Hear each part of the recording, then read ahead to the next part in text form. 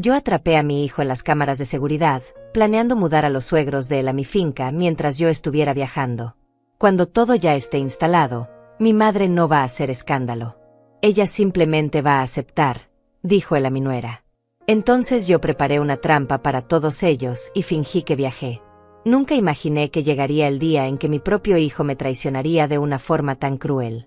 Mi nombre es Carmelinda Herrera, tengo 61 años, y durante toda mi vida he trabajado sin descanso para construir algo que pudiera llamar mío. Esta finca no es solo una propiedad.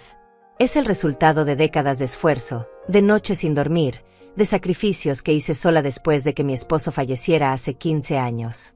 Cada rincón de este lugar lleva mi sudor, mis lágrimas y mi esperanza de tener un refugio tranquilo en mis últimos años. Pero hace 3 días descubrí algo que me partió el alma en pedazos. Había instalado cámaras de seguridad en la finca hace 6 meses. No por desconfianza, sino porque vivo sola y a mi edad cualquier precaución es poca. Tomás, mi único hijo, siempre se burló de esa decisión. Decía que era un gasto innecesario, que estaba gastando dinero en tonterías.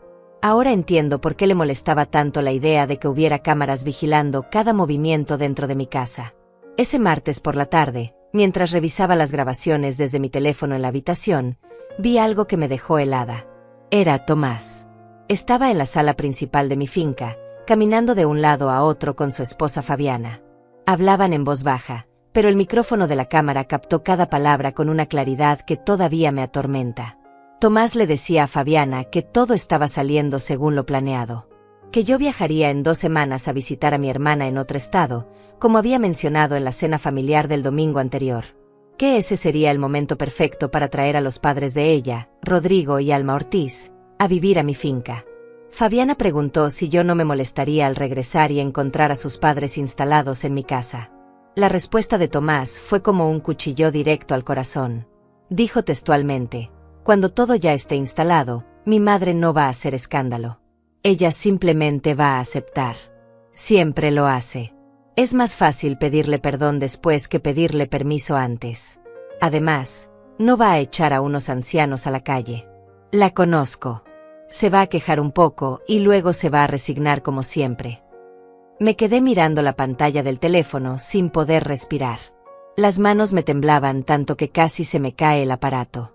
Fabiana sonreía mientras Tomás le explicaba cómo habían medido ya las habitaciones del ala este de la casa, las que tienen vista al jardín y que siempre fueron mis favoritas. Estaban planeando mover mis cosas a una habitación más pequeña en la parte de atrás. Hablaban de mi hogar como si ya fuera de ellos. Como si yo fuera un obstáculo menor que podían mover de lugar según su conveniencia. Tomás incluso mencionó que sus suegros venderían su apartamento en la ciudad y que ese dinero le serviría para ayudar con los gastos de la finca. Ayudar con los gastos de mi finca. Como si yo necesitara su ayuda. Como si esta propiedad que pagué con mi trabajo no fuera completamente mía. Seguí viendo la grabación con el corazón roto. Fabiana preguntaba cómo convencerían a sus padres de que mudarse era buena idea. Tomás se rió y dijo que les había contado que yo estaba encantada con la propuesta, que incluso había sido idea mía ofrecerles las habitaciones porque me sentía sola. Una mentira tras otra. Cada palabra era una puñalada. Mi hijo estaba usando mi nombre para manipular a otras personas y convertirme en cómplice involuntaria de un plan que jamás habría aprobado. Me sentí sucia, traicionada, pero sobre todo, me sentí estúpida por no haber visto las señales antes. Porque las señales estaban ahí. Tomás había venido más seguido en las últimas semanas. Siempre con excusas para recorrer la casa, para medir ventanas, para revisar el sistema eléctrico. Decía que quería asegurarse de que todo funcionara bien mientras yo estuviera de viaje. Yo pensaba que finalmente estaba mostrando interés en cuidar de mí, en preocuparse por mi bienestar. Qué ingenua fui. Solo estaba planificando cómo quitarme mi propio espacio. Recordé todas las veces que le pregunté si necesitaba algo, todas las veces que le ofrecí dinero cuando mencionaba problemas económicos. Recordé cada préstamo que nunca devolvió, cada promesa rota, cada vez que puso sus necesidades por encima de las mías usando el amor de madre como cadena para mantenerme dando sin recibir nada a cambio. Esa noche no pude dormir. Me quedé en la cama mirando el techo, sintiendo como la rabia y el dolor peleaban dentro de mi pecho. Una parte de mí quería llamarlo inmediatamente, gritarle, exigirle explicaciones.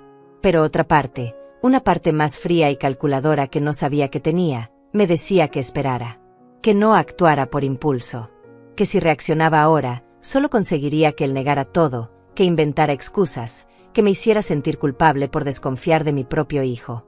Esa vocecita en mi cabeza me recordó algo que mi abuela solía decir: la venganza es un plato que se sirve frío. No buscaba venganza, buscaba justicia, buscaba proteger lo que era mío. Y sobre todo, buscaba recuperar mi dignidad que había perdido cediendo una y otra vez ante las demandas de una familia que solo me veía como un recurso a explotar. A la mañana siguiente, Tomás me llamó por teléfono como si nada hubiera pasado. Su voz sonaba cariñosa, preocupada. Me preguntó si ya tenía todo listo para mi viaje, si necesitaba que me llevara al aeropuerto, si había comprado suficiente comida para el camino. Cada palabra amable era una mentira. Cada muestra de cariño era parte de su estrategia para que yo bajara la guardia y saliera de mi casa para que él pudiera ejecutar su plan. Le respondí con la misma dulzura falsa. Le dije que todo estaba perfecto, que estaba muy emocionada por el viaje, que no se preocupara por mí. Por dentro, algo se estaba endureciendo. Una determinación que nunca antes había sentido empezaba a crecer como acero en mis venas. Colgué el teléfono y me quedé mirando mi reflejo en el espejo del pasillo. Vi a una mujer de 61 años con canas que ya no se molesta en teñir, con arrugas que cuentan historias de risas y llantos, con manos trabajadas que construyeron una vida desde cero. Pero también vi algo nuevo en mis ojos. Una chispa de determinación, de fuerza. Me di cuenta en ese momento de que había pasado demasiados años siendo la madre que siempre cede, que siempre perdona, que siempre pone las necesidades de todos por encima de las propias. Y esa mujer había sido pisoteada, usada y finalmente traicionada por la persona que más amaba en este mundo. Ya no más. Esta vez sería diferente. No gritaría. No haría escándalos. Pero tampoco me quedaría callada ni aceptaría lo inaceptable. Tomás había dicho que me conocía, que sabía exactamente cómo reaccionaría. Pues estaba a punto de descubrir que no conocía a su madre tanto como creía. Tenía 2 semanas antes de mi supuesto viaje. 2 semanas para prepararme. 2 semanas para planear cada detalle de lo que vendría después. Y mientras él creía que estaba ejecutando el plan perfecto, yo estaría preparando algo que jamás vería venir. Porque si algo he aprendido en 61 años de vida es que la verdadera fuerza no está en gritar ni en pelear. Está en observar, en esperar y en actuar con precisión quirúrgica cuando llegue el momento exacto. Y ese momento se acercaba. Los días siguientes fueron los más difíciles de mi vida. Tuve que fingir normalidad mientras por dentro me consumía una mezcla de dolor y determinación que jamás había experimentado. Cada vez que Tomás me llamaba o venía a visitarme, tenía que actuar como si nada hubiera cambiado. Tenía que sonreír cuando él preguntaba por los preparativos del viaje. Tenía que asentir cuando me daba consejos sobre cómo empacar o qué documentos llevar. Y todo el tiempo, mientras él hablaba con esa voz cariñosa que ahora sonaba tan falsa, yo pensaba en las palabras que había dicho frente a las cámaras. Ella simplemente va a aceptar. Esas 5 palabras me perseguían día y noche. Pero no iba a aceptar. Esta vez no. Decidí en ese preciso momento que no confrontaría a Tomás de inmediato. No serviría de nada. Él negaría todo, me haría sentir culpable por espiarlo, inventaría excusas y al final yo quedaría como la madre paranoica y desconfiada. Peor aún, si descubría que yo sabía sus planes, simplemente los cambiaría y esperaría otra oportunidad. No. Tenía que ser más inteligente. Tenía que dejar que creyera que su plan estaba funcionando perfectamente. Tenía que hacerle pensar que yo era la misma mujer predecible que siempre había conocido. Y mientras él se confiaba, yo prepararía mi respuesta. La primera decisión que tomé fue no viajar. Cancelaría el viaje a casa de mi hermana con cualquier excusa de último momento, pero no se lo diría a nadie. Dejaría que Tomás y Fabiana creyeran que me había ido tal como estaba planeado. Me quedaría en la finca, escondida, observando cada movimiento a través de las cámaras de seguridad. Quería ver con mis propios ojos hasta dónde eran capaces de llegar. Quería documentar cada paso de su traición. Porque algo me decía que esto era solo la punta del iceberg. Si Tomás era capaz de planear algo así con tanta frialdad, probablemente había más cosas que yo desconocía. Esa misma tarde comencé a revisar todos mis documentos financieros. Saqué cada papel guardado en el escritorio de mi habitación. Extractos bancarios de los últimos 5 años. Comprobantes de transferencias. Recibos de préstamos. Y lo que encontré me dejó sin aire. Había prestado dinero a Tomás en más ocasiones de las que recordaba. Pequeñas cantidades aquí y allá que sumadas alcanzaban casi $20,000. $20,000 que nunca me devolvió. Siempre tenía una excusa. Que el negocio iba lento. Que Fabiana había tenido gastos médicos. Que necesitaban reparar el carro. Y yo, como la tonta que fui, siempre creía sus palabras y le daba más tiempo. Es mi hijo, me decía a mí misma. La familia se ayuda. Ahora veía esas frases por lo que realmente eran, las cadenas con las que me mantenían atada a un ciclo interminable de dar sin nunca recibir. Pero había más. Encontré facturas de trabajos que supuestamente se habían hecho en la finca. Reparaciones del techo, mantenimiento del jardín, arreglos en la instalación eléctrica. Tomás se había encargado de contratar a la gente y yo había pagado sin cuestionar. Ahora, mirando esas facturas con ojos nuevos, noté algo extraño. Los montos eran excesivamente altos. Una simple reparación de goteras que cualquier persona cobraría $300 aparecía como $1,200. El mantenimiento mensual del jardín, que debería costar $150, estaba facturado en $500. Durante 3 años había estado pagando precios inflados por servicios que probablemente ni siquiera se realizaron completamente. Y Tomás había sido el intermediario en cada caso. Me senté en el suelo de mi habitación rodeada de papeles y sentí que el mundo se desmoronaba a mi alrededor. No era solo la mudanza de los suegros. Era años de manipulación financiera. Años en los que mi propio hijo me había estado robando de manera sistemática. Y lo peor de todo era darme cuenta de que probablemente Fabiana también lo sabía. Las conversaciones que había escuchado en las grabaciones ahora cobraban un nuevo significado. Cuando ella preguntaba si yo aceptaría a sus padres, no solo hablaba de la mudanza. Hablaba de continuar usando mi casa y mi dinero como si fueran recursos ilimitados a su disposición. Esa noche lloré. Lloré por todos los años que pasé trabajando para construir algo que creyera seguro. Lloré por la confianza rota. Lloré por la relación madre-hijo que había perdido sin siquiera saberlo. Pero después de llorar, algo cambió dentro de mí. La tristeza se transformó en algo más sólido, más frío, más decidido. Me sequé las lágrimas y empecé a organizar cada documento en carpetas separadas. Una para los préstamos no devueltos. Otra para las facturas sospechosas. Una tercera para cualquier otro documento que pudiera servir como prueba de lo que había estado sucediendo. Este sería mi arsenal. Mi dossier de la verdad. Durante los días siguientes, actué con una normalidad que me sorprendió a mí misma. Cuando Tomás venía a visitarme, le mostraba los boletos del viaje que había impreso. Le comentaba emocionada sobre los lugares que visitaría con mi hermana. Incluso le pedí que revisara la casa mientras yo estuviera fuera, que se asegurara de que todo estuviera bien. Vi cómo sus ojos brillaban cuando dije eso. Cómo intercambiaba miradas rápidas con Fabiana cuando ella estaba presente. Pensaban que todo salía perfecto. Que su plan estaba funcionando sin ningún problema. Y mientras ellos se regocijaban en su supuesto triunfo, yo memorizaba cada detalle, cada gesto, cada mentira que salía de sus bocas. Llamé a mi hermana y le expliqué que no podría visitarla como habíamos planeado. Inventé una excusa sobre un problema con las reservas del hotel. Ella estaba decepcionada, pero comprendió. No le conté la verdad. No podía arriesgarme a que por accidente mencionara algo que llegara a oídos de Tomás. Este secreto tenía que ser solo mío hasta el momento indicado.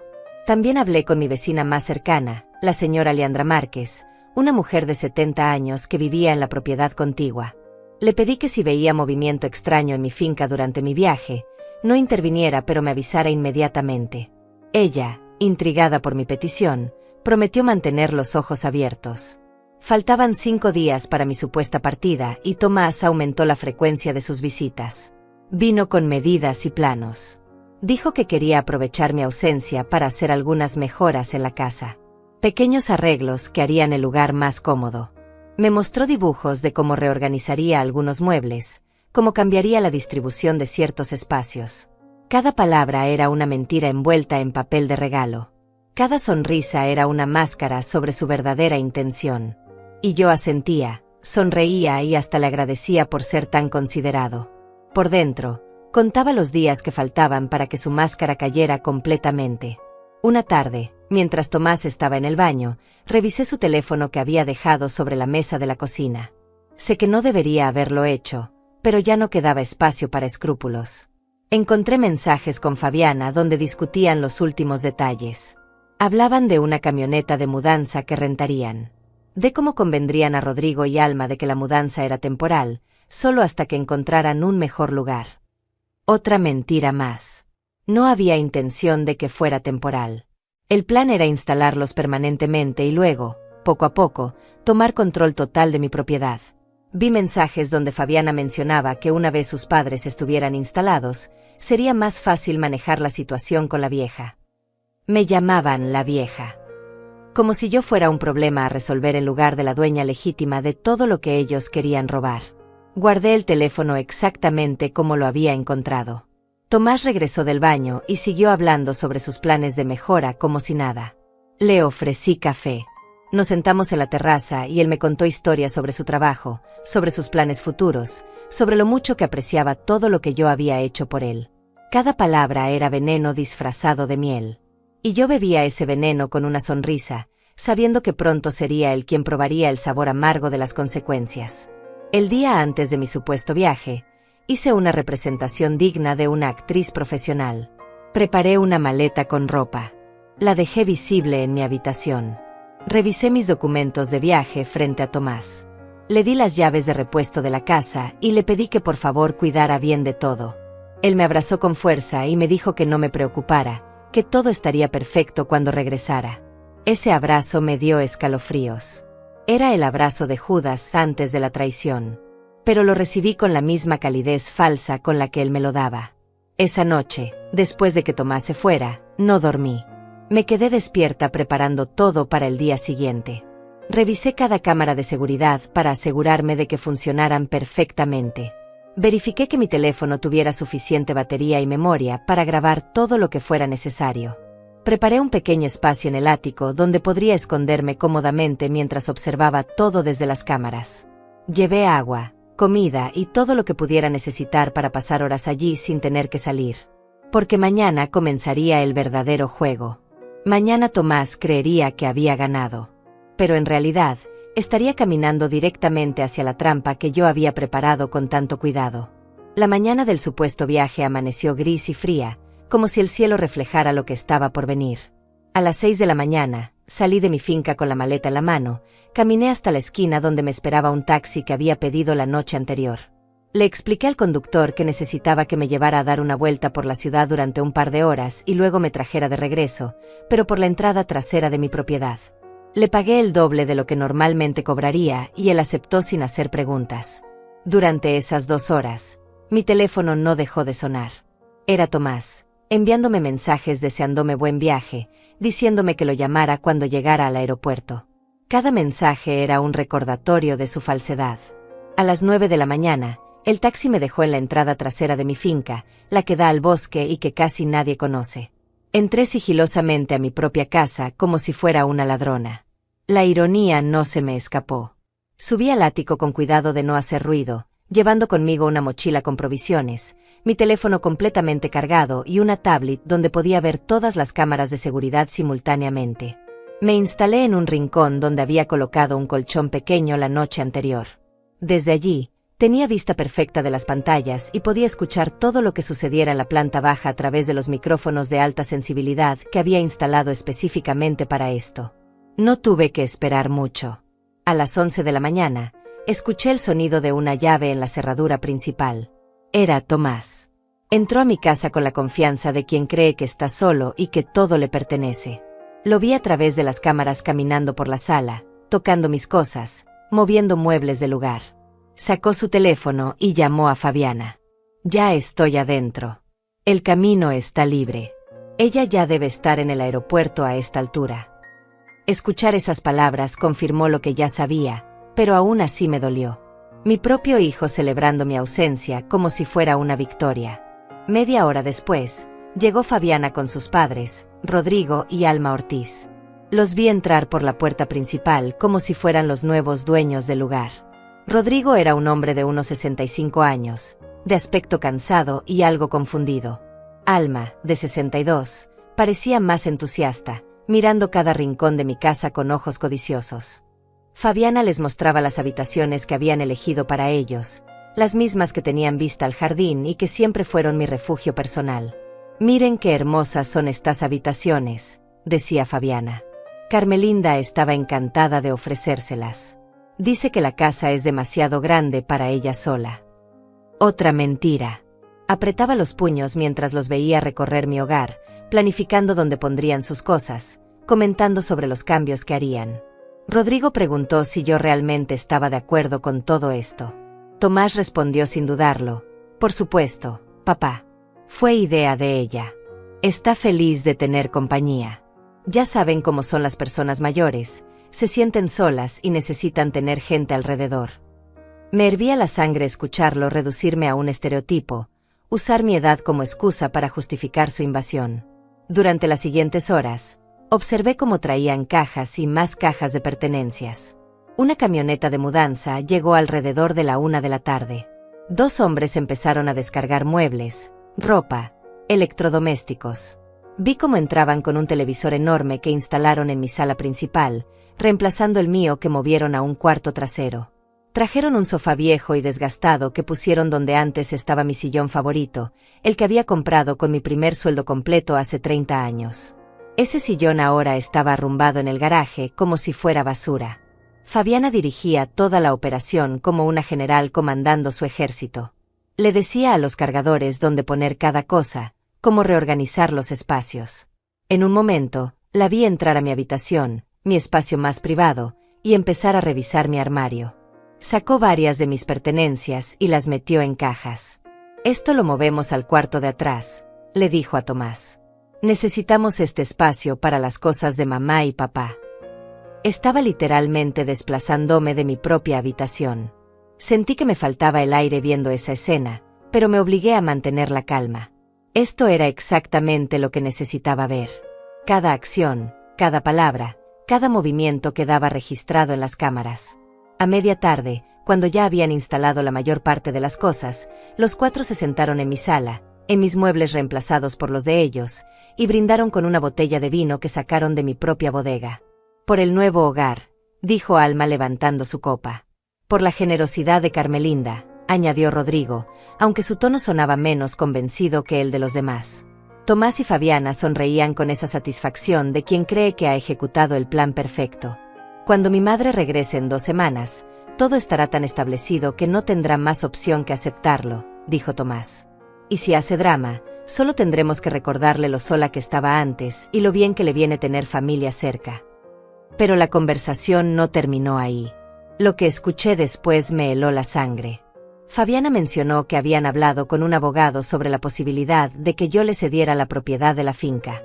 «Si logramos que firme un poder notarial cuando esté más vulnerable, podríamos ir transfiriendo cosas poco a poco a nuestro nombre», dijo. Tomás asintió. «Hay que hacerlo con cuidado. Poco a poco. Primero que se acostumbre a tener a tus padres aquí. Luego empezamos a plantar la idea de que sería más fácil si yo tuviera autoridad legal para manejar sus asuntos. Ya tiene 61. En unos años podríamos argumentar que necesita ayuda para tomar decisiones». No podía creer lo que estaba escuchando. No solo querían robarme mi casa. Querían robarme mi autonomía, mi capacidad de decidir sobre mi propia vida. Querían convertirme en una inválida legal para poder disponer de todo lo que había trabajado durante décadas. Y lo peor era que lo planeaban con tanta frialdad, como si estuvieran discutiendo cualquier transacción comercial y no el futuro de su propia madre. Alma comentó que conocía a alguien que había hecho algo similar con su madre anciana. «Es más común de lo que parece», dijo. «Las personas mayores a veces no saben lo que es mejor para ellas. Necesitan que la familia tome el control». Seguí grabando cada palabra, cada admisión, cada plan malicioso. Pero también empecé a buscar más. Mientras ellos celebraban abajo, yo usé mi teléfono para revisar todos los documentos digitales que tenía almacenados en la nube. extractos bancarios más antiguos, contratos viejos. Y ahí encontré más evidencia de lo que había sospechado. Había una transferencia de $8,000 que hice a Tomás hace 2 años, supuestamente para ayudarlo con el enganche de su apartamento. Pero recordé que en ese tiempo él me había dicho que el enganche era de $5,000. ¿Dónde habían quedado los otros $3,000? Encontré otra transferencia de $6,000 para reparaciones urgentes de su carro. Pero el recibo que me mostró en su momento decía $3,500. Empecé a hacer una lista detallada de cada discrepancia. Cada vez que los números no cuadraban. Cada vez que me había pedido dinero para una cosa y probablemente lo había usado para otra. La lista crecía y crecía. En total, entre préstamos directos, facturas infladas y transferencias con montos engañosos, calculé que Tomás me había robado aproximadamente $35,000 a lo largo de los últimos 5 años.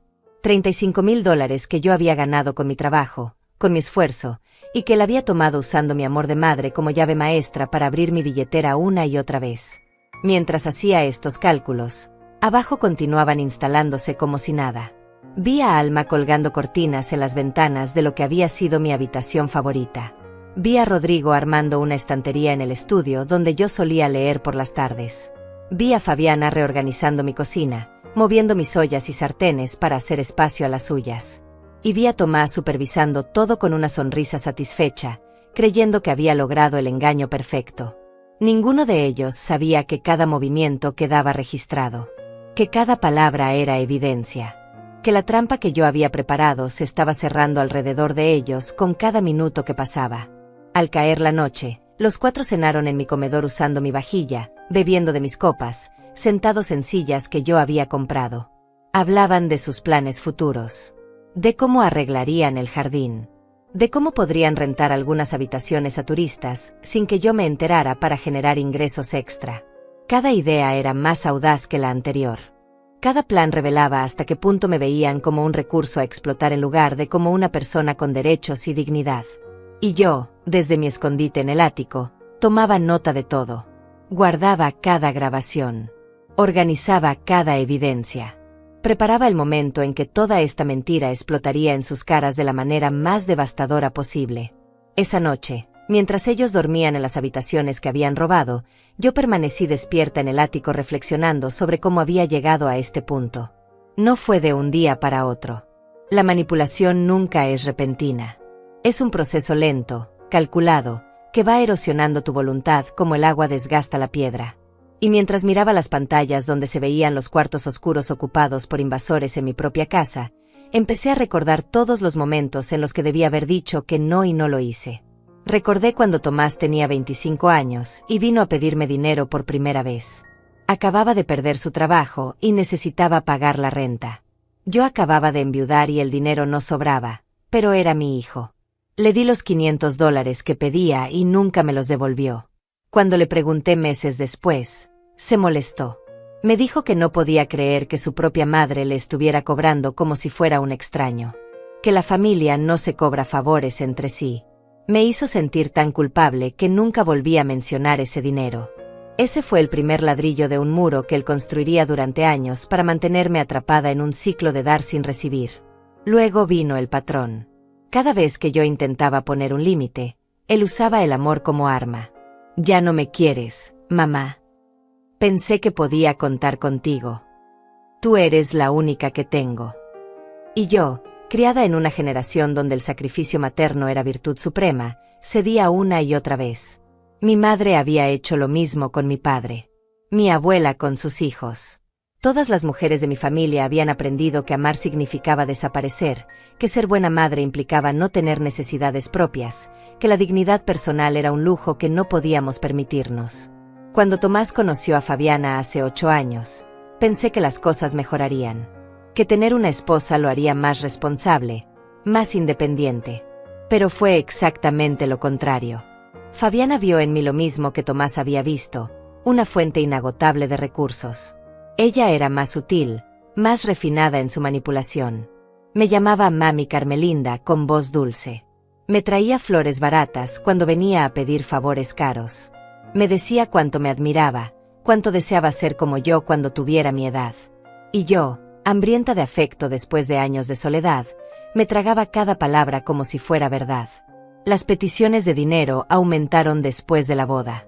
Primero fue para el vestido de novia, luego para la luna de miel, después para los muebles del apartamento, siempre con promesas de devolución que nunca se cumplían. Y cuando yo insinuaba que necesitaba ese dinero de vuelta, Fabiana lloraba. Decía que se sentía terrible, que nunca había querido ser una carga, que entendería si yo ya no los quería en mi vida. Era manipulación pura, pero yo no lo veía así en ese momento.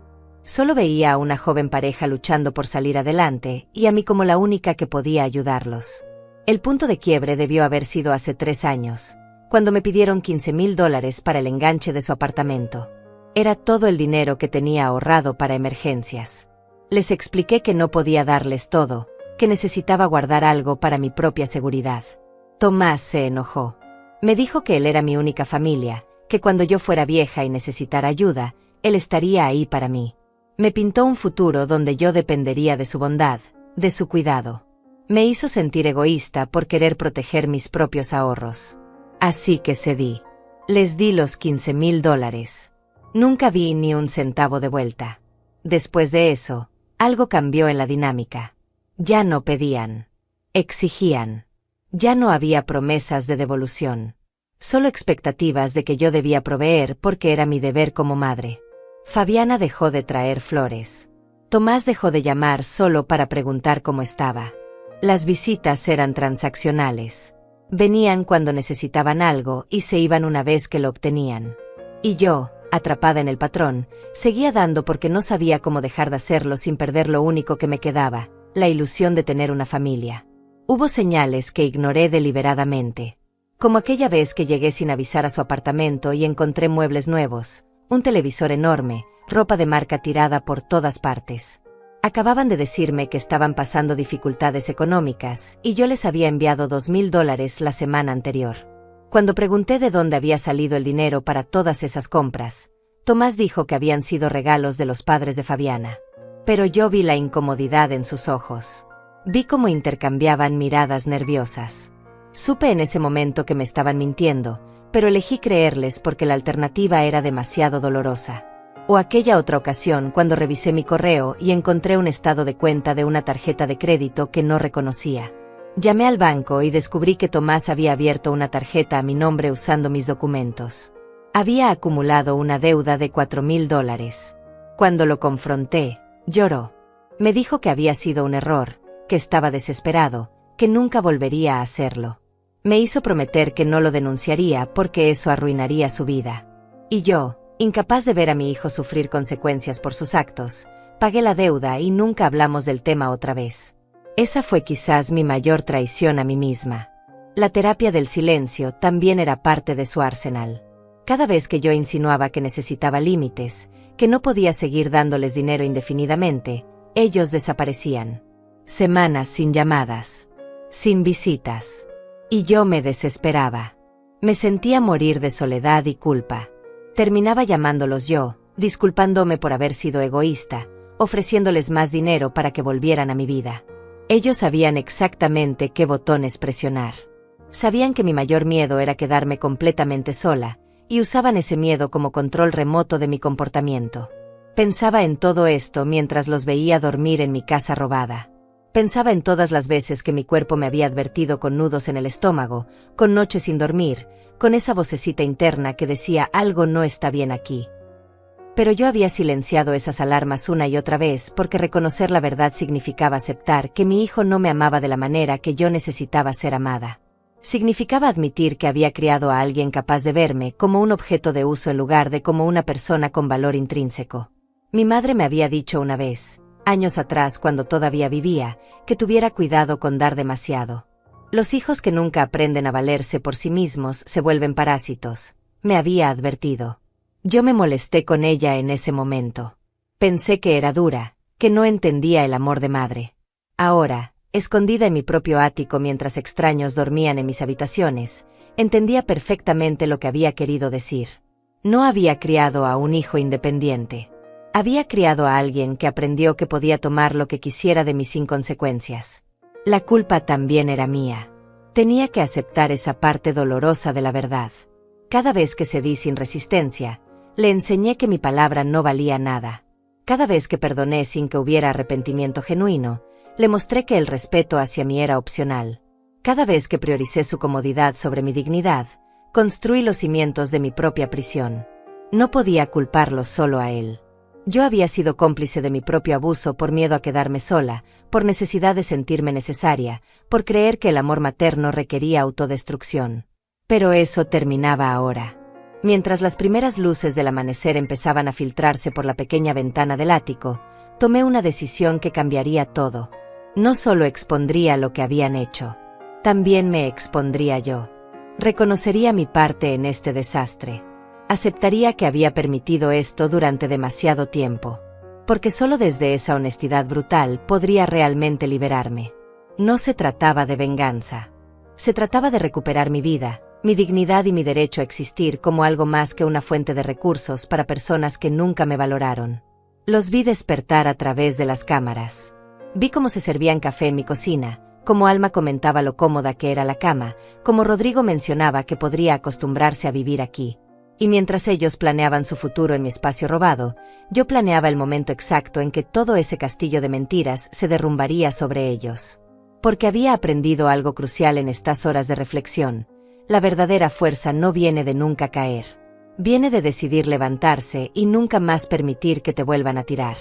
Los días siguientes fueron un ejercicio de paciencia y estrategia. Desde mi escondite en el ático, observaba cómo la invasión de mi hogar se consolidaba. Rodrigo y Alma se habían instalado completamente, actuando como si siempre hubieran vivido ahí. Fabiana había reorganizado mi cocina según sus preferencias. Tomás pasaba las noches en la finca, durmiendo en una de las habitaciones de huéspedes como si fuera su propio hotel. Y yo, invisible en mi propio techo, documentaba cada movimiento con la precisión de un detective construyendo un caso. Pero no me quedé solo observando. Durante las horas en que todos dormían, bajaba silenciosamente al estudio y revisaba documentos que había dejado intencionalmente accesibles. Quería ver si intentarían manipularlos, falsificar algo, buscar información sobre mis cuentas bancarias. Y no me decepcionaron. La tercera noche, vi a través de las cámaras cómo Tomás entraba al estudio con una linterna. Abrió los cajones de mi escritorio y sacó carpetas con documentos legales. Lo vi fotografiar con su teléfono las escrituras de la propiedad, mis estados de cuenta bancarios, incluso mi testamento. Esa imagen me dio escalofríos. Mi propio hijo revisando mis papeles como un ladrón en la noche. Pero también me dio algo más, evidencia irrefutable de sus intenciones. Al día siguiente, escuché una conversación telefónica que Tomás tuvo con alguien.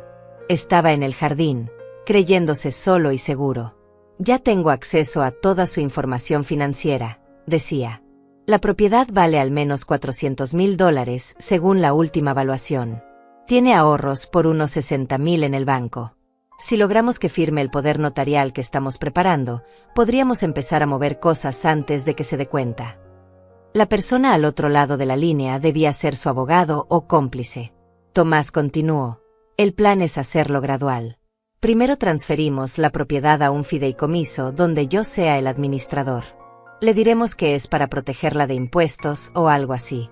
Las personas mayores no entienden bien esos temas. Una vez que tenga el control legal, ella solo tendrá derecho de uso mientras viva, pero yo seré el verdadero dueño. Es completamente legal si ella firma voluntariamente. Legal pero inmoral. Legal pero fundamentado en engaños. Legal pero destinado a robarme todo mientras yo todavía respirara. Esa misma tarde, mientras ellos comían en mi comedor, recibí un mensaje de mi vecina Leandra. Carmelinda, hay mucho movimiento en tu casa. Una familia completa se ha instalado. ¿Está todo bien? Le respondí agradeciéndole por su vigilancia y pidiéndole que tomara fotografías si era posible, desde su propiedad. Ella me envió varias imágenes que mostraban la camioneta de mudanza, a Rodrigo y Alma en mi terraza, a Tomás entrando y saliendo con cajas. Cada foto era una pieza más del rompecabezas de evidencia que estaba construyendo. Pero lo que realmente aceleró mi decisión de actuar fue descubrir sus planes para un evento. Escuché a Fabiana hablando con su madre sobre organizar una reunión familiar en la finca el próximo fin de semana. Invitaremos a toda la familia, decía emocionada. Les mostraremos la casa, les contaremos que mamá Carmelinda nos la prestó mientras encontramos un lugar más grande. Será perfecto para que todos vean lo bien que nos está yendo. Querían usar mi propiedad como escaparate de su supuesto éxito. Querían presumir frente a otros lo que habían robado. Y ese sería exactamente el momento perfecto para revelar la verdad. Tomás mencionó que también invitaría a algunos amigos y compañeros de trabajo. Quería hacer una especie de inauguración, mostrar la nueva casa familiar. Fabiana sugirió hacer una barbacoa en el jardín, usar mi piscina, convertirlo en un gran evento social. La fecha quedó establecida, el sábado en 2 días. Perfecto. Yo tenía 48 horas para preparar la revelación más devastadora de sus vidas. 48 horas para organizar cada detalle de manera que no pudieran escapar de las consecuencias de sus actos. Lo primero que hice fue contactar a un abogado. No podía usar el abogado de la familia porque probablemente Tomás ya lo había manipulado. Necesitaba a alguien completamente ajeno a esta situación. Busqué en internet y encontré a Teodoro Cervantes, un abogado especializado en fraudes familiares y casos de abuso financiero contra personas mayores. Leí sus reseñas. Tenía una reputación impecable de defender a víctimas de manipulación familiar. Lo contacté por correo electrónico explicándole brevemente mi situación y enviándole algunas de las grabaciones más incriminatorias. Teodoro respondió en menos de 2 horas. Su mensaje era directo: Señora Herrera, lo que me describe constituye varios delitos. Invasión de propiedad, fraude, posible falsificación de documentos si intentan firmar algo a su nombre. Necesito verla urgentemente para revisar toda la evidencia y preparar las acciones legales correspondientes. Coordinamos una reunión para esa misma noche. Le di la dirección de la entrada trasera de mi finca y le pedí que viniera después de las 11 de la noche, cuando todos estuvieran dormidos. Teodoro llegó puntual. Era un hombre de unos 50 años, serio, con esa mirada afilada de quien ha visto demasiadas historias de traición familiar. Subimos al ático en completo silencio y durante 3 horas revisamos cada documento, cada grabación, cada evidencia que había recopilado. Él tomaba notas meticulosas, hacía preguntas específicas, verificaba fechas y montos. Al terminar, me miró con una mezcla de profesionalismo y genuina indignación. Señora Herrera, tiene un caso sólido. Muy sólido. Lo que su hijo y su nuera han hecho es criminal. El monto total del fraude supera los $40,000 según mis cálculos preliminares. $40,000. Escuchar esa cifra en voz de un profesional le daba una dimensión diferente a la traición. No eran solo préstamos entre familia. Era robo sistemático durante años. Teodoro continuó: Con su permiso, quiero investigar un poco más. Tengo contactos en instituciones financieras que pueden revisar si hay más irregularidades. A veces, cuando alguien es capaz de hacer esto, hay más cosas escondidas. Tarjetas de crédito adicionales, préstamos a su nombre, cuentas que usted desconoce. Dame 24 horas y te tendré un informe completo. Acepté inmediatamente. Teodoro se fue con copias de todos los documentos y las grabaciones. Me quedé sola nuevamente en el ático, pero esta vez con una sensación diferente. Ya no era solo rabia o dolor. Era determinación absoluta.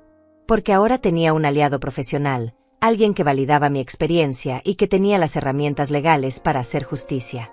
Me sentí menos sola. Me sentí, por primera vez en días, con algo de esperanza de que esto terminaría bien. Al día siguiente, Tomás y Fabiana estuvieron ocupadísimos preparando la reunión del sábado. Vi cómo compraban decoraciones, cómo limpiaban la casa con un esmero que jamás habían mostrado cuando venían a visitarme. Fabiana practicaba frente al espejo lo que diría cuando la gente llegara. Esta casa nos la prestó la mamá de Tomás mientras buscamos algo propio. Es tan generosa. Nos trata como sus propios hijos. Cada palabra era una mentira ensayada. Cada gesto era teatro barato. Y yo sería la directora de la escena final que nunca esperaban. Esa tarde recibí un correo de Teodoro. El asunto decía simplemente: encontré más. Abrí el archivo adjunto con manos temblorosas. El informe era devastador. Teodoro había descubierto que Tomás había abierto 3 tarjetas de crédito a mi nombre los últimos 2 años usando copias de mis documentos. La deuda total era de $18,000. También había encontrado un préstamo personal de $12,000 que sacó haciéndose pasar por mi apoderado, falsificando una carta poder. El dinero había sido transferido a su cuenta y usado para comprar un carro nuevo que yo nunca supe que existía. Pero lo peor estaba en la última página del informe. Teodoro había descubierto que Tomás había iniciado trámites para declarar mi incapacidad mental ante un juez. Había presentado documentos falsos supuestamente firmados por un médico diciendo que yo sufría de deterioro cognitivo severo y que necesitaba un tutor legal. El proceso estaba en etapa inicial, pero si yo no hubiera descubierto todo esto a tiempo, en unos meses podría haber perdido completamente mi autonomía legal. Me habrían declarado incapaz de manejar mis propios asuntos y Tomás habría sido nombrado mi tutor, dándole control total sobre mi vida y mi patrimonio. Leí ese documento una y otra vez sin poder creerlo. Mi hijo no solo quería robar mi casa y mi dinero. Quería robar mi libertad. Quería convertirme legalmente en una inválida mental para poder hacer lo que quisiera con todo lo mío. Y lo estaba haciendo mientras me sonreía a la cara, mientras me llamaba mamá con voz cariñosa, mientras fingía preocuparse por mi bienestar. El nivel de frialdad, de premeditación, de maldad pura en todo esto superaba cualquier cosa que hubiera imaginado. Teodoro terminaba su correo con una propuesta. Señora Herrera, con esta evidencia podemos no solo recuperar su propiedad, sino presentar cargos criminales. Fraude, falsificación de documentos, usurpación de identidad. Su hijo podría enfrentar varios años de prisión. También podemos demandar civilmente por daños y perjuicios. Pero necesito saber hasta dónde quiere llegar. Es su hijo, después de todo. Algunas madres prefieren solo recuperar lo robado sin llegar a consecuencias penales. La decisión es completamente suya. Me quedé mirando esa pregunta durante largo rato. ¿Hasta dónde quería llegar? Parte de mí, esa parte condicionada por años de ser la buena madre, quería retroceder. Quería creer que de alguna manera esto podía resolverse sin destruir completamente la relación. Pero luego recordé las palabras de Tomás en las grabaciones. Recordé cómo me llamaban la vieja. Recordé los documentos falsos para declararme incapaz. Recordé cada mentira, cada robo, cada momento de manipulación. Y supe la respuesta. Le respondí a Teodoro, quiero llegar hasta las últimas consecuencias. Quiero que enfrente la justicia completa por lo que ha hecho. No solo a mí. A cualquier otra persona mayor que pudiera victimizar en el futuro si esto no se detiene ahora. Proceda con todo el peso de la ley. Después de enviar ese correo, algo se liberó dentro de mí. El último vestigio de culpa, la última duda. Había tomado la decisión y no habría vuelta atrás. El sábado sería el día en que todo explotaría. El viernes amaneció con un silencio tenso que solo yo podía sentir. Desde mi escondite, observaba cómo Tomás, Fabiana, Rodrigo y Alma preparaban con entusiasmo la reunión del día siguiente. Habían contratado un servicio de catering usando mi dinero, por supuesto. Vi los recibos tirados en la mesa de la cocina. $2,000 en comida y bebidas para presumir con mis recursos frente a gente que no sabía que todo era una farsa. Cada detalle de sus preparativos era como sal en una herida abierta, pero también era más evidencia para el caso que estaba construyendo. Fabiana pasó toda la mañana decorando. Colgó luces en el jardín, puso manteles en las mesas exteriores, arregló flores que cortó de mi propio jardín. La vi pararse en medio de la terraza, mirando todo con satisfacción, como una reina contemplando su reino. Llamó a su madre para que viniera a ver. Mira mamá, ¿no quedó hermoso? Mañana cuando llegue toda la familia, van a morir de envidia. Finalmente tenemos la casa que siempre merecimos. Esas palabras me golpearon. La casa que siempre merecimos. Como si mi trabajo, mi sacrificio, mis años de esfuerzo fueran irrelevantes. Como si ellos tuvieran algún derecho natural sobre lo que yo había construido. Alma abrazó a su hija con orgullo. Siempre supe que mi niña terminaría viviendo en una casa así. Te lo mereces, mi amor. Y fue tan fácil, tan perfecto. Esa pobre vieja nunca se enteró de nada hasta que fue demasiado tarde. La escuché llamarme pobre vieja con un desprecio que me cortó la respiración. Para ella yo no era una persona. Era un obstáculo que habían logrado esquivar. Un recurso que habían explotado exitosamente. La deshumanización completa de quien les había abierto las puertas de su hogar sin saber que eran lobos vestidos de corderos. Pero lo que vi esa tarde fue lo que finalmente pulverizó cualquier rastro de duda que pudiera quedar en mí. Tomás estaba en mi habitación, la que ahora ocupaban Rodrigo y Alma, revisando mis cosas personales. Lo vi abrir mi joyero, ese que mi esposo me regaló en nuestro 20º aniversario. Sacó las pocas joyas de valor que tengo. Un collar de perlas que heredé de mi madre. Unos aretes de oro que compré con mi primer bono en el trabajo. Un anillo con un pequeño diamante que mi esposo me dio cuando nació Tomás. Vi cómo las examinaba una por una, cómo las ponía contra la luz para evaluar su valor. Fabiana entró a la habitación y él le mostró las joyas. Mira lo que encontré. Esto debe valer unos cuantos miles de dólares. Podemos venderlo discretamente después de que ella regrese. Le diremos que seguramente las perdió, que a su edad es normal olvidar dónde pone las cosas. Si insiste mucho, sugeriremos que quizás alguien entró a robar mientras ella no estaba. Nunca sospechará que fuimos nosotros. Fabiana sonrió y tomó el collar de perlas. Este es hermoso. Podría quedármelo yo. Total, cuando ella muera todo será tuyo de todas formas. Solo estamos adelantando lo inevitable. Ver a mi hijo sostener las joyas de mi madre mientras planificaba robarlas fue el momento en que algo se rompió definitivamente dentro de mí. No era solo el valor monetario. Eran los recuerdos. Eran las últimas conexiones físicas con personas que amé y que ya no están. Y él lo sabía. Sabía perfectamente lo que esas piezas significaban para mí porque se lo había contado 1000 veces. Le había mostrado fotos de mi madre usando ese collar. Le había contado cómo mi esposo ahorró durante meses para comprarme ese anillo. Y aún sabiendo todo eso, planeaba robármelas y hacerme creer que yo las había perdido por senilidad. Esa noche, Teodoro vino nuevamente. Subimos al ático y le mostré las grabaciones del día. Su expresión se endureció cuando vio la escena de las joyas. Esto ya no es solo fraude financiero, dijo con voz grave. Están planeando robo con premeditación, más la intención de hacerte creer que sufres problemas mentales. Eso es abuso psicológico. Señora Herrera, estos cargos se acumulan. Su hijo está cavando su propia tumba legal con cada acción. Me entregó un folder grueso. Aquí está todo listo para mañana. Documentos legales, orden de desalojo inmediato, denuncia penal formal. Solo necesito que me des la señal y yo entraré con todo esto. Revisamos el plan para el día siguiente con precisión militar. La reunión estaba programada para comenzar a las 2 de la tarde. Los invitados empezarían a llegar alrededor de esa hora. Yo esperaría hasta que estuvieran todos reunidos, hasta que Tomás y Fabiana estuvieran en su momento de mayor triunfo, mostrándose orgullosos frente a amigos y familia. Entonces haría mi entrada. Teodoro llegaría 5 minutos después de mí con todos los documentos legales. Había contactado también a 2 oficiales de policía que estarían en stand-by cerca de la propiedad, listos para intervenir si la situación escalaba o si había resistencia al desalojo. ¿Está segura de que quiere hacerlo tan público?, me preguntó Teodoro. Podríamos manejar esto de forma más privada, solo con las autoridades presentes.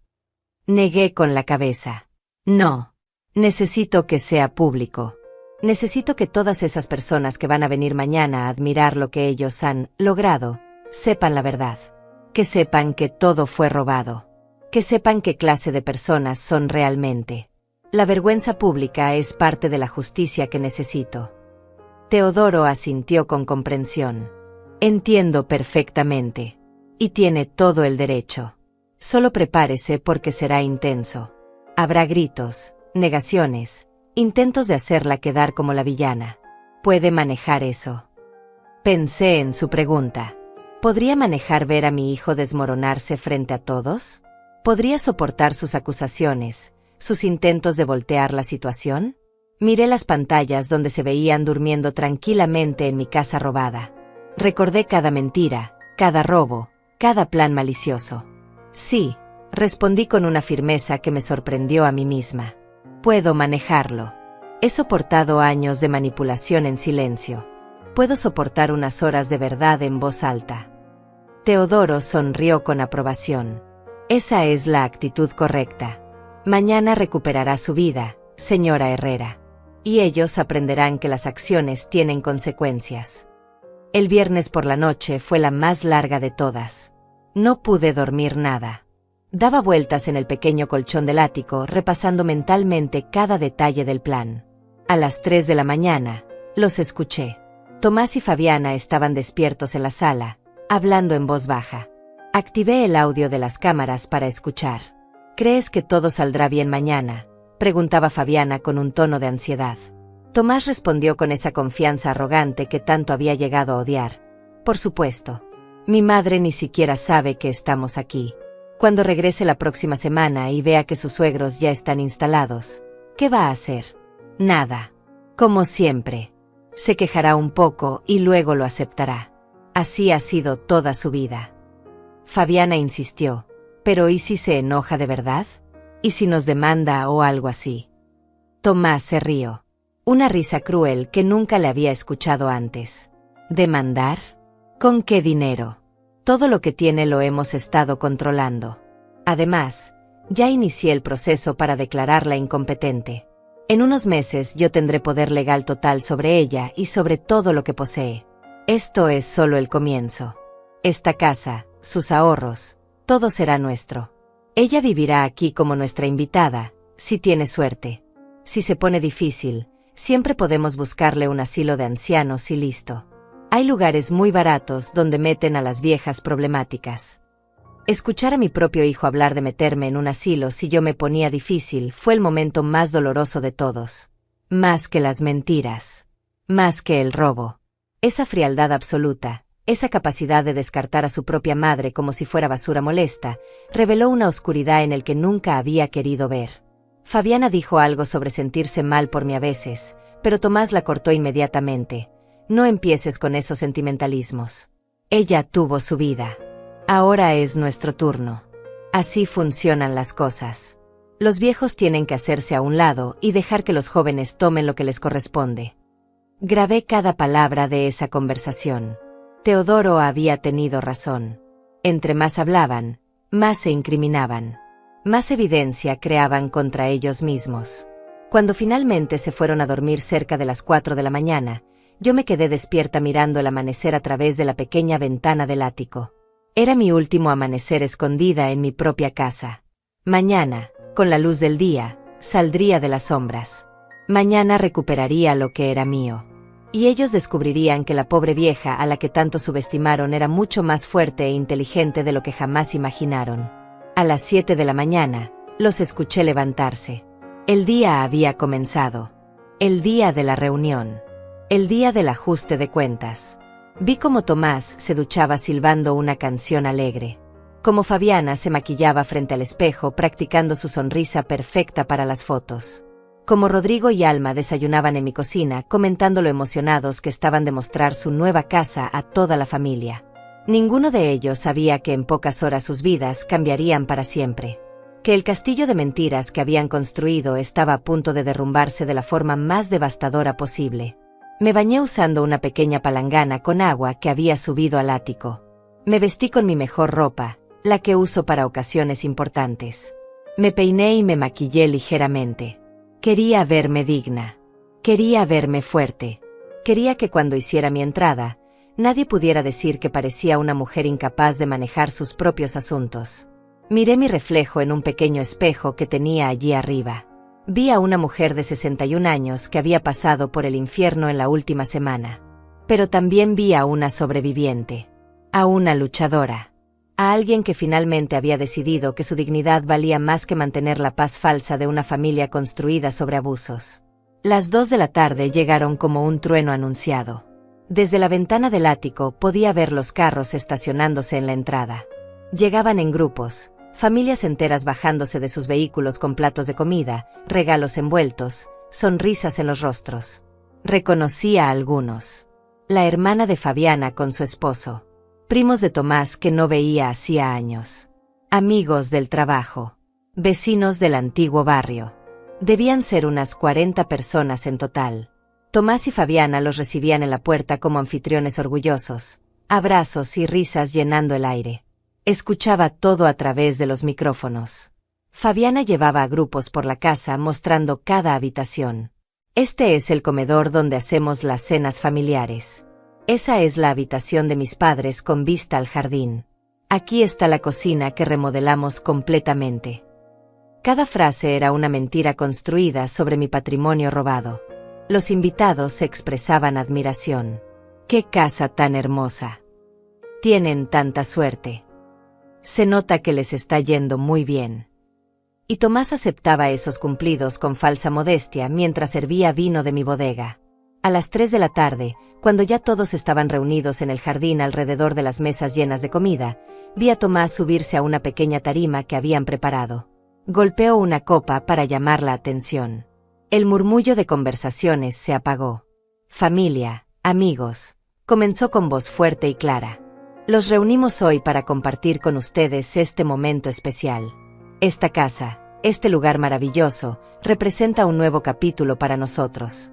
Es el resultado de años de trabajo duro, de sacrificio, de saber aprovechar las oportunidades que la vida nos presenta. Continúo hablando sobre valores familiares, sobre la importancia de cuidar a los seres queridos, sobre cómo habían logrado convencer a su madre de compartir este espacio con ellos. Mi mamá es una mujer generosa, dijo con una sonrisa que me revolvió el estómago. Cuando le propusimos que los padres de Fabiana vinieran a vivir aquí, ella aceptó inmediatamente. Dijo que una casa tan grande no debería estar vacía, que la familia debe estar unida. Ese es el tipo de mujer que es mi madre. La audiencia aplaudió. Algunos hasta se limpiaron lágrimas de emoción ante semejante generosidad. Era mi momento. Bajé las escaleras del ático con cuidado, llegué a la planta baja y caminé hacia la puerta trasera que daba al jardín. Podía ver a través del vidrio a toda esa gente celebrando, brindando, disfrutando de la hospitalidad comprada con dinero robado. Tomé una respiración profunda. Abrí la puerta y salí. El primero en verme fue un primo de Tomás. Su expresión pasó de alegre a confundida en un segundo. Luego otra persona me vio. Y otra. Las conversaciones empezaron a morir como olas rompiéndose en la playa. El silencio se extendió por el jardín como una mancha de aceite hasta que todos los ojos estaban sobre mí. Tomás se giró desde su tarima y la copa que sostenía casi se le cae de la mano. Su rostro perdió todo el color. Fabiana dejó escapar un grito ahogado. Rodrigo y Alma se quedaron congelados. Caminé lentamente hacia el centro del jardín. Nadie se movía. Nadie hablaba. Solo se escuchaba el sonido de mis pasos sobre el césped. Sigan, por favor, dije con voz tranquila pero firme. No dejen que mi presencia interrumpa esta hermosa celebración. Después de todo, es mi casa. Debería estar presente cuando mi hijo le cuenta a todos sus mentiras. La confusión se pintó en los rostros de los invitados.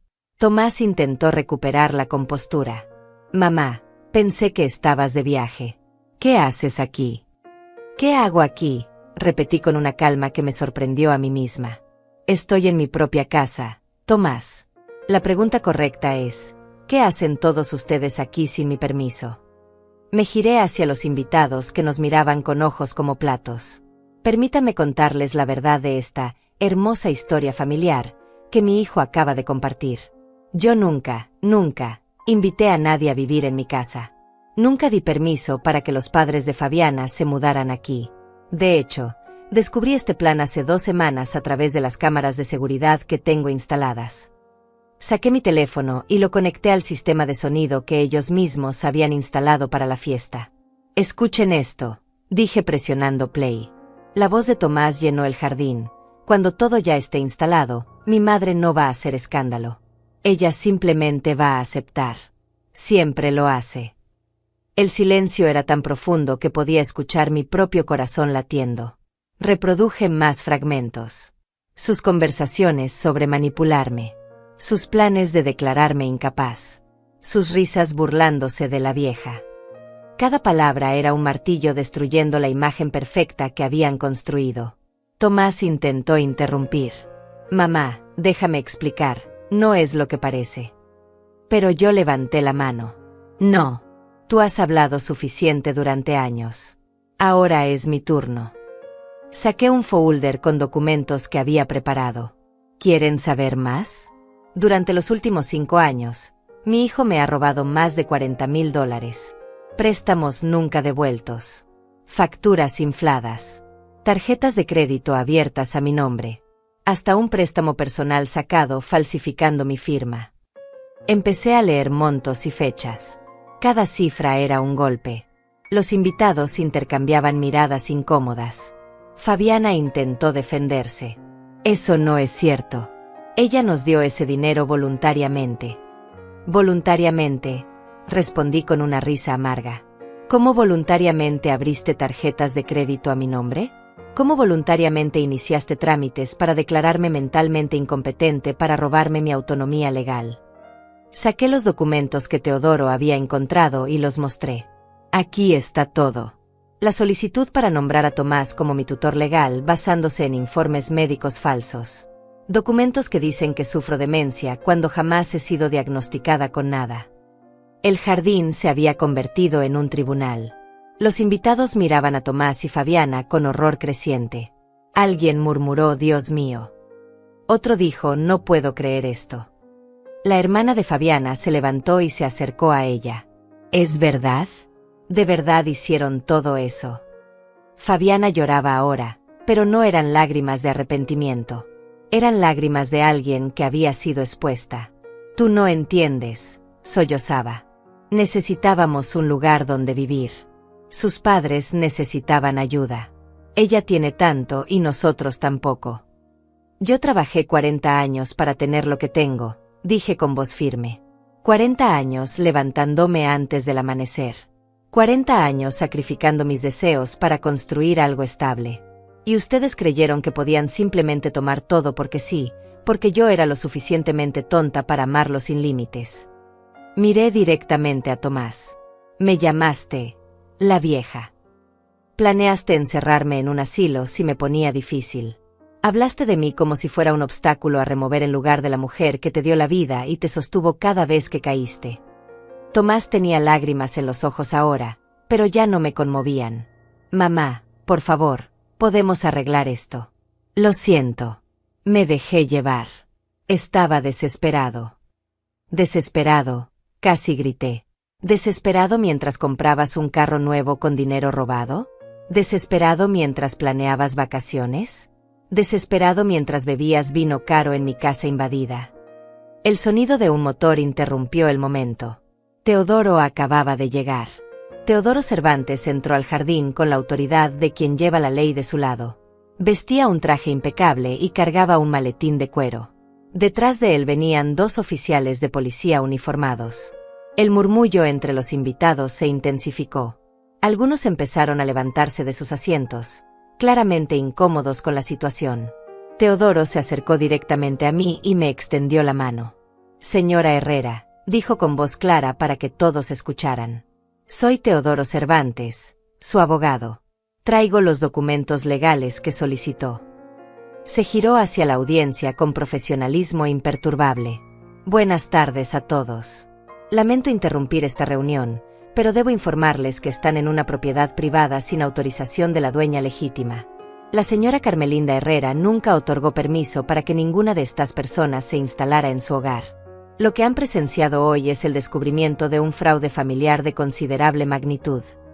Abrió su maletín y sacó varios documentos. Tengo aquí evidencia documentada de múltiples delitos: invasión de propiedad, fraude financiero, falsificación de documentos y usurpación de identidad. Tomás dio un paso hacia adelante, intentando mantener algo de control. Esto es un malentendido. Usted no conoce toda la historia. Mi madre está confundida, probablemente por su edad. Teodoro lo miró con una expresión que helaba la sangre. ¿Confundida? Señor Herrera, tengo grabaciones de audio y video donde usted admite explícitamente su plan de invadir esta propiedad. Tengo registros bancarios que muestran transferencias fraudulentas. Tengo copias de documentos falsificados con su firma digital. Y lo más grave, tengo evidencia de que usted inició un proceso legal para declarar a su madre incompetente basándose en informes médicos que nunca existieron. Eso, señor, no es confusión. Es actividad criminal. Sacó un folder grueso y comenzó a leer en voz alta. 3 tarjetas de crédito abiertas a nombre de Carmelinda Herrera entre 2023 y 2024 sin su consentimiento. Deuda total, $18,000. Un préstamo personal de $12,000 solicitado en su nombre con carta poder falsificada. Múltiples transferencias bancarias no autorizadas que suman $23,000. Facturas infladas por servicios en la propiedad que generaron un sobrecargo de aproximadamente $8,000 en 3 años. Total documentado hasta ahora, $61,000 en fraude financiero. Los números cayeron sobre el jardín como bombas. $61,000. La cifra era aún mayor de lo que yo había calculado inicialmente. Algunos invitados comenzaron a alejarse discretamente hacia sus autos. Otros sacaban sus teléfonos, probablemente borrando las fotos que habían tomado de la hermosa celebración. La hermana de Fabiana tenía las manos sobre la boca, mirando a su hermana con horror absoluto. Rodrigo y Alma se habían quedado completamente inmóviles, como estatuas de sal. Teodoro continuó implacable. Pero hay más. Hace 3 días descubrí algo particularmente perturbador. Sacó otro documento. El señor Tomás Herrera presentó ante el juzgado familiar una solicitud para ser nombrado tutor legal de su madre, alegando que ella sufre de deterioro cognitivo severo y no puede manejar sus propios asuntos. Adjuntó a esta solicitud un supuesto informe médico firmado por un doctor Ramírez. Teodoro hizo una pausa dramática. Contacté al consultorio del doctor Ramírez. Él nunca ha atendido a la señora Carmelinda Herrera. Nunca emitió tal diagnóstico. Su firma en este documento es una falsificación. Un grito ahogado colectivo recorrió a los invitados que aún permanecían. Fabiana se desplomó en una silla, llorando histéricamente. Tomás negaba con la cabeza, pero su rostro había perdido toda la arrogancia. Eso no es. Yo no. Fue un error. Tartamudeaba. Uno de los oficiales de policía dio un paso adelante. Señor Herrera, la falsificación de documentos médicos es un delito grave, especialmente cuando se usa para despojar a alguien de su autonomía legal. Teodoro me miró y yo asentí. Él continuó. Señora Herrera ha decidido proceder con cargos criminales completos. No habrá arreglos privados. No habrá perdón familiar que detenga esto. Las acciones que se han cometido aquí no son solo ofensas personales. Son crímenes que podrían repetirse con otras víctimas si no se detienen ahora. Se giró nuevamente hacia Tomás. Además de los cargos penales, la señora Herrera presentará una demanda civil por daños y perjuicios. Buscará la recuperación total del dinero robado más intereses, más compensación por daño emocional. Pero Teodoro no había terminado. Y ahora viene la parte que usted, señor Herrera, desconocía por completo. Sacó otro folder, este aún más grueso. Cuando la señora Herrera me contrató, decidí investigar más profundamente. Tengo contactos en instituciones financieras y legales. Y lo que encontré es aún peor de lo que ella imaginaba. Abrió el folder y comenzó a mostrar documentos. Descubrí que usted no solo estafó a su madre. También tiene deudas impagas con otras 3 personas. Préstamos que nunca devolvió. Cheques sin fondos. Una de esas personas ya presentó una denuncia en su contra el año pasado que usted ignoró. Tomás palideció completamente. También encontré, continuó Teodoro, que intentó vender un terreno que no le pertenecía. Un terreno que está a nombre de su madre, pero usted presentó documentos falsos afirmando ser el propietario. El comprador potencial se dio cuenta de la irregularidad y no completó la transacción, pero la intención de fraude está documentada. Cada revelación era un golpe tras otro. Tomás ya no intentaba defenderse. Estaba derrotado, expuesto completamente frente a todos. Teodoro se acercó a Rodrigo y Alma. Ustedes dos probablemente no sabían la magnitud del fraude, pero participaron en la invasión de una propiedad privada. Eso también tiene consecuencias legales. Sin embargo, la señora Herrera está dispuesta a no presentar cargos contra ustedes si cooperan completamente. Abandonan la propiedad inmediatamente, devuelven cualquier objeto que hayan tomado y firman declaraciones juradas sobre todo lo que presenciaron. Rodrigo asintió rápidamente, claramente aterrorizado. Alma lloraba en silencio. Me acerqué entonces a Fabiana, quien no se atrevía a mirarme a los ojos. Tú, dije con voz baja pero llena de fuerza, me llamaste, la vieja, como si yo fuera basura. Planeaste robarme las joyas de mi madre, objetos que sabías perfectamente lo que significaban para mí. Manipulaste a tu propia familia para que participaran en esto. No te tengo lástima. Enfrentarás las consecuencias junto con mi hijo. Fabiana intentó hablar, pero no le salían las palabras. Solo lloraba y temblaba. Uno de los oficiales se acercó a Tomás. Señor Herrera, necesito que venga con nosotros a la estación. Hay varias denuncias que deben procesarse formalmente. Tomás me miró entonces con una expresión que nunca olvidaré. Era una mezcla de rabia, vergüenza y desesperación. ¿De verdad vas a hacer esto, mamá? ¿Vas a destruir a tu propio hijo? Su pregunta me habría destrozado hace 2 semanas. Pero ahora, después de todo lo que había descubierto, después de ver la profundidad de su traición, solo sentí una calma fría. Yo no te destruí, Tomás, respondí con voz firme. Tú te destruiste a ti mismo con cada decisión que tomaste, con cada mentira que dijiste, con cada documento que falsificaste. Yo solo estoy defendiendo lo que es mío y asegurándome de que no puedas hacerle esto a nadie más. Me giré hacia todos los invitados que quedaban. Pueden irse. Lamento que hayan sido arrastrados a este espectáculo, pero necesitaba que la verdad se conociera públicamente. Que no quedara duda de quién es la víctima y quiénes son los perpetradores. La gente comenzó a irse rápidamente, murmurando entre ellos, algunos lanzando miradas de lástima hacia mí, otros de desprecio hacia Tomás y Fabiana. En cuestión de minutos, el jardín que había estado lleno de celebración se vació casi por completo. Solo quedamos yo, Teodoro, los oficiales, Tomás, Fabiana, Rodrigo y Alma. El oficial le puso las esposas a Tomás. Tiene derecho a permanecer en silencio, comenzó a recitar. Ver a mi hijo esposado fue uno de los momentos más dolorosos de mi vida, pero también uno de los más necesarios. Fabiana también fue esposada. Ella gritaba histéricamente, «Esto es culpa tuya. Si no hubieras sido tan egoísta con tu dinero, nada de esto habría pasado». Intentaba hasta el final echarme la culpa, convertir su crimen en mi responsabilidad. Pero ya no me afectaba. Ya no tenía poder sobre mí. Teodoro se acercó con los papeles de desalojo para Rodrigo y Alma. Tienen 2 horas para sacar sus pertenencias de esta propiedad. Un oficial supervisará que no tomen nada que no les pertenezca. Ellos asintieron, derrotados, y entraron a la casa a empacar. Me quedé parada en medio de mi jardín vacío, viendo cómo se llevaban a mi hijo y a mi nuera en el patrullero. Teodoro puso su mano en mi hombro. Lo hizo muy bien, señora Herrera. Sé que fue difícil, pero era necesario. Asentí sin poder hablar. Las lágrimas finalmente comenzaron a caer, pero no eran solo de tristeza. Eran también de alivio, de liberación. Después de años de ser usada, manipulada y traicionada, finalmente había recuperado mi voz, mi poder, mi dignidad.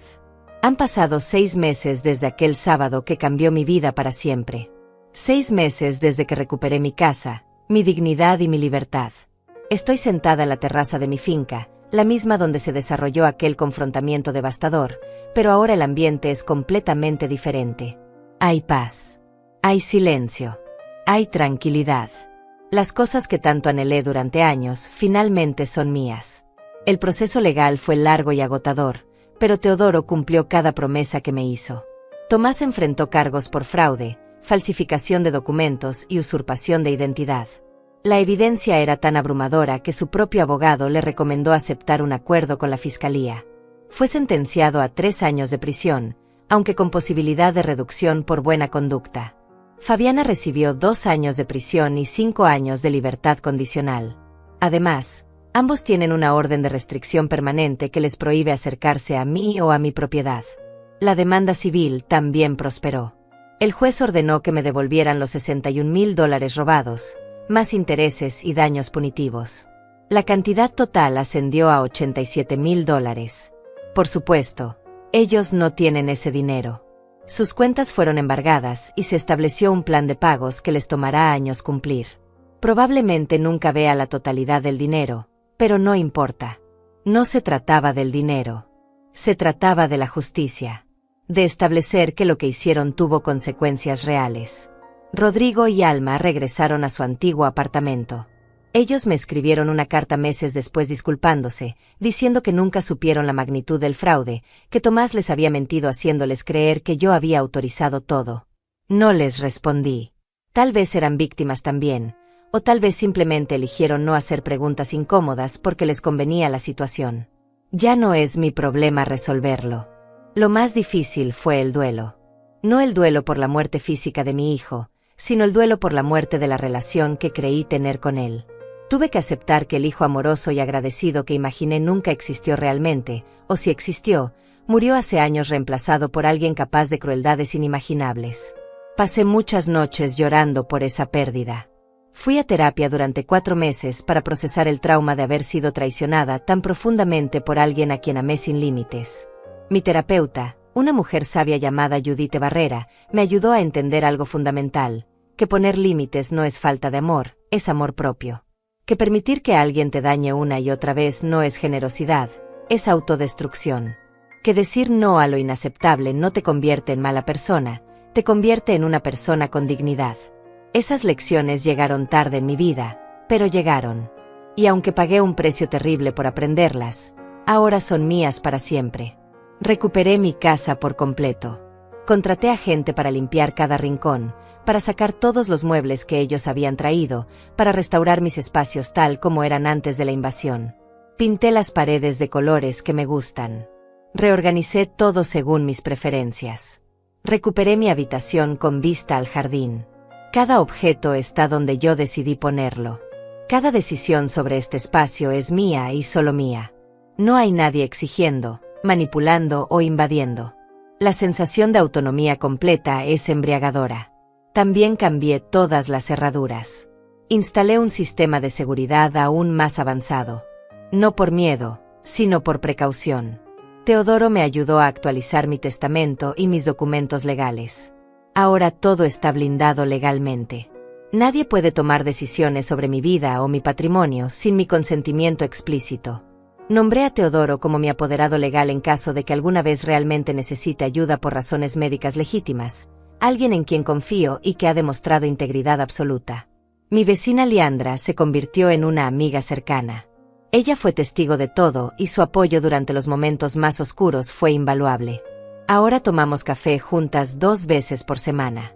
Hablamos de nuestras vidas, de nuestras experiencias, de cómo es navegar este mundo como mujeres mayores en una sociedad que con frecuencia nos invisibiliza o nos trata como objetos de los que disponer. Hemos formado un grupo pequeño con otras mujeres del vecindario que han pasado por situaciones similares. Nos apoyamos mutuamente.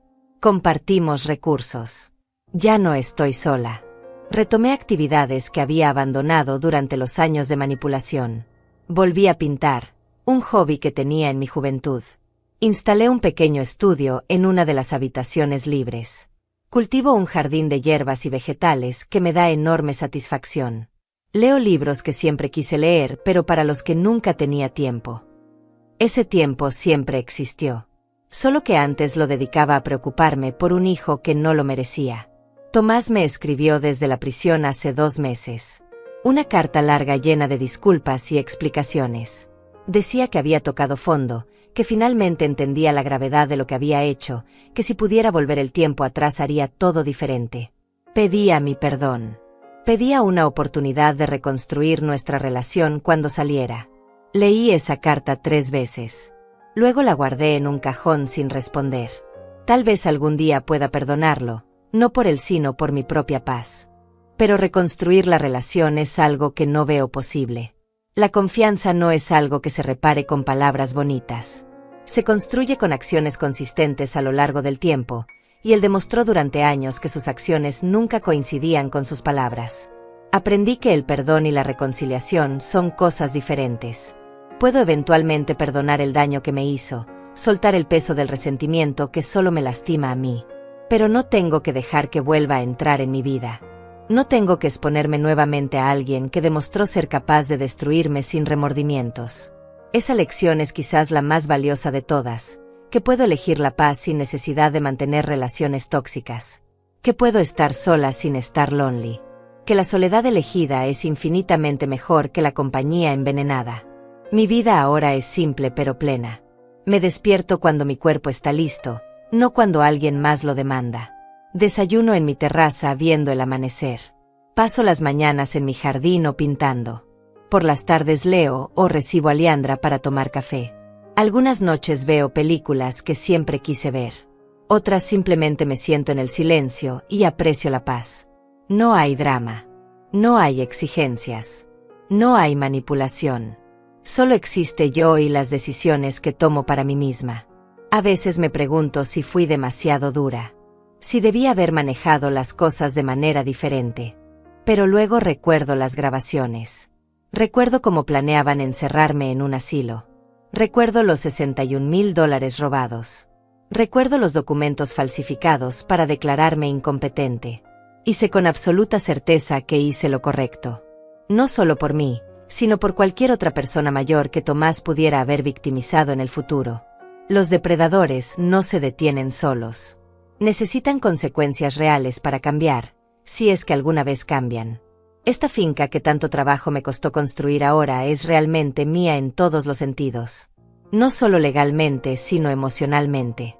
Ya no está contaminada por la presencia de personas que solo querían explotarme. Ya no cargo el peso de expectativas imposibles o manipulaciones emocionales. Cada rincón respira libertad. Cada espacio es un recordatorio de que sobreviví, de que me levanté, de que recuperé mi vida. A mis 61 años, finalmente aprendí que nunca es tarde para defender tu dignidad. Que el amor verdadero no te destruye, te construye. Que la familia que te daña no merece acceso ilimitado a tu vida solo por compartir sangre. Que está bien poner tu bienestar primero. Que decir no es un acto de amor propio, no de egoísmo. Estas lecciones llegaron con un costo alto, con dolor profundo, con cicatrices que nunca desaparecerán completamente. Pero también llegaron con liberación. Miro hacia el futuro ahora y por primera vez en décadas veo posibilidades en lugar de obligaciones. Veo años de paz en lugar de años de ser usada. Veo una vida construida en mis propios términos. Y aunque a veces todavía siento el dolor de la traición, ese dolor ya no me define. Soy Carmelinda Herrera. Tengo 61 años. Sobreviví a la peor traición que una madre puede experimentar. Y no solo sobreviví. Triunfé. Recuperé mi vida. Y eso es todo lo que necesito.